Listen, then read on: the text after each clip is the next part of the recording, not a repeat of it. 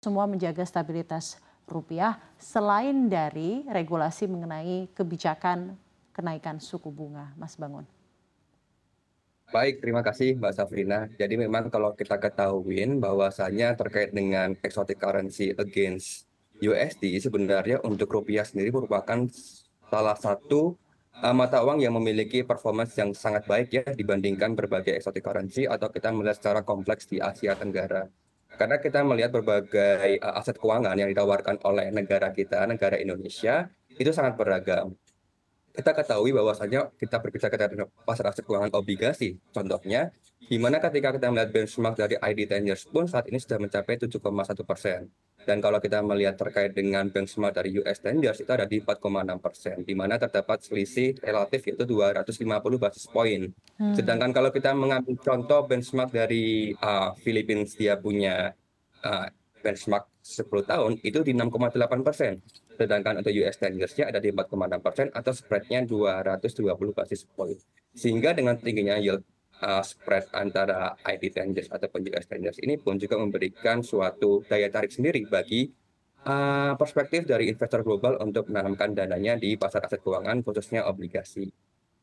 Kalau kita berbicara terkait dengan saham, tentunya saham ini sangat memiliki korelasi negatif terkait dengan mood dari pasar. Kalau misalnya risk off pun saham itu relatif ditinggalkan. Tapi yang perlu kita perhatikan adalah risk off pada saat ini itu adalah terkait dengan ketegangan geopolitik.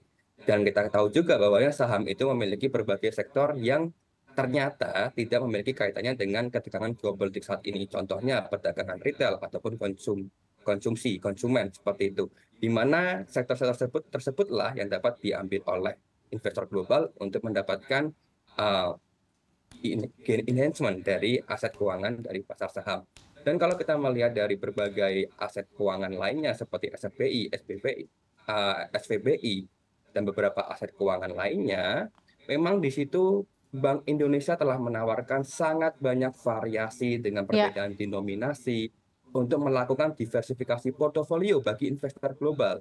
Sehingga ketika ada denominasi USD, IDR, kemudian terkait dengan berbagai return yang akan ditawarkan, itu pun menjadi hal yang sangat menarik bagi investor global.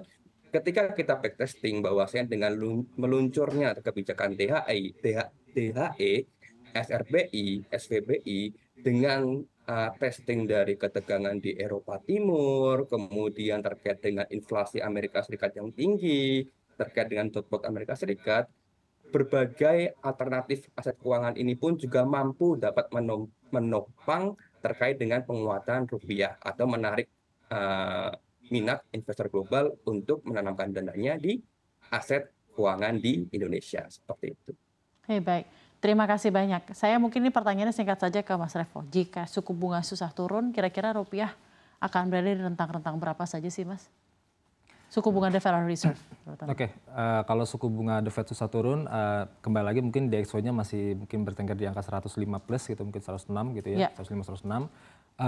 Untuk rupiah sendiri nampaknya mungkin dengan intervensi ya, tentu BI juga tidak akan membuat itu akan terus melemah, dan juga selain untuk tugasnya adalah memperkuat atau bikin rupiah itu mengalami apresiasi, salah satu yang penting adalah yang perlu kita perhatikan bagaimana BI itu membuat rupiah tetap stabil. Jadi bukan hanya dia menguat tapi memang relatif stabil. Kalaupun melemah, let's say, tapi melemahnya pun relatif kecil. Jadi volatilitasnya, stability itu yang menjadi salah satu yang penting. Jadi saya rasa untuk dalam short term period ini nampaknya BI akan membuat rupiah itu bukan yang benar-benar langsung menguat tapi relatif stabil dulu. Dan kalau memang kembali lagi tadi The Fed belum akan memangkas suku bunga atau no lending tahun ini, nampaknya juga mungkin rupiah mungkin di around 15.800-an ya. Oh, di around di 15.800-an. Dan itu akan terjadi kapan kira-kira, Mas?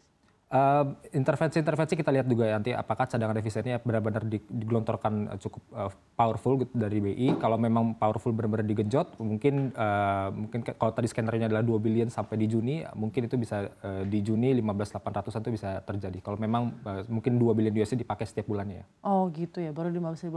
Karena kita ingat gitu ya, dalam 3 minggu lalu saja rupiah masih di 15.800-an ya. Cepat sekali gitu ya pergerakannya, tiba-tiba sudah di 16.200, apalagi setelah dibukanya perdagangan setelah libur lebaran itu langsung tiba-tiba anjlok ke 16.200. Mungkin karena seperti yang tadi Mas Bangun Satrio sampaikan, ada begitu banyak data yang dicermati pelaku pasar dan ini terjadi dalam waktu yang begitu dekat dan saat libur lebaran gitu ya. Jadi ketika libur Lebaran dibuka perdagangan langsung direspon pasar.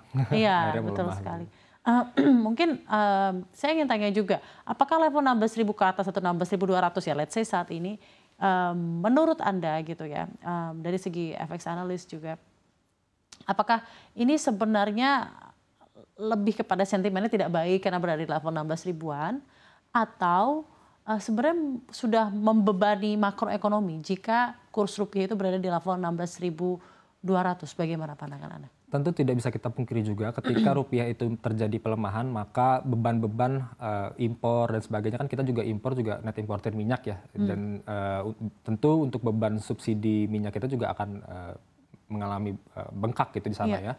Di tengah juga kita tahu oil price, WTI dan Brent oilnya juga di atas $80 per barel, jadi tentu itu yang membuat juga beban akan semakin meningkat. Kemudian perusahaan-perusahaan atau ya company yang memang dia beroperasinya dengan impor raw material seperti itu, untuk dia bisa operasional kan tentu akan semakin besar lagi bebannya mereka, operational cost-nya akan semakin besar, akan menekan nanti revenue, net profit juga atau bottom line akan terjadi tekanan di sana. Jadi tentu dari sisi pengusaha yang tertekan, nanti kalau kita tarik lebih panjang lagi ya tentu kayak kredit juga akan mungkin berpotensi tertekan, kemudian ya kredit mau itu KPR, kredit dari pengusaha untuk meminjam untuk melakukan ekspansi mungkin akan tertahan juga. Jadi itu semua kan akan nanti ujung-ujungnya ke PDB juga mungkin nanti akan terdampak. Tapi memang untuk sampai saat ini proyeksi-proyeksi mengatakan memang PDB kita mungkin masih di around 5%. Jadi so far we really hope itu masih bisa akan terjadi di sekitar 5%, kalau bisa bahkan lebih gitu ya. Dan kembali lagi mungkin di 16.000, 16.200 dari BI sendiri saya rasa akan membuat itu tidak terlalu volatile. Jadi target utama BI menurut saya pribadi itu adalah untuk membuat lebih stabil saja rupiahnya terlebih dahulu. Jadi stabil itu rentang volatilitasnya berapa ya? Kalau bisa tidak di atas 0,5% per hari. Jadi mungkin dari open sampai close atau low ke high-nya itu kalau bisa tidak di atas 0,5%, karena kalau bisa di atas 0,5% itu memang agak-agak mengerikan gitu ya. Jadi lebih ke arah menstabilkan nilai tukar rupiah, kalaupun nanti melemah ya melemah 0,1. Tapi berarti kan kemarin dengan pelemahan ke 16.200 dan itu pelemahannya sudah 5,16% year to date gitu ya. Seperti tadi disampaikan oleh Menko Erlangga Hartarto. Itu sebenarnya tidak diharapkan oleh BI ya.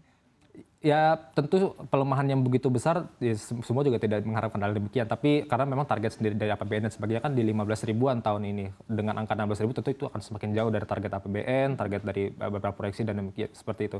Jadi tapi memang kembali lagi BI saya rasa akan membuat itu dalam waktu dekat ini akan lebih stabil terlebih dahulu. Kalaupun harus menguat atau melemah yaitu tidak jauh-jauh di angka mungkin ya 16.000, 16.100 itu masih cukup oke. Yang penting volatilitasnya itu bisa dijaga.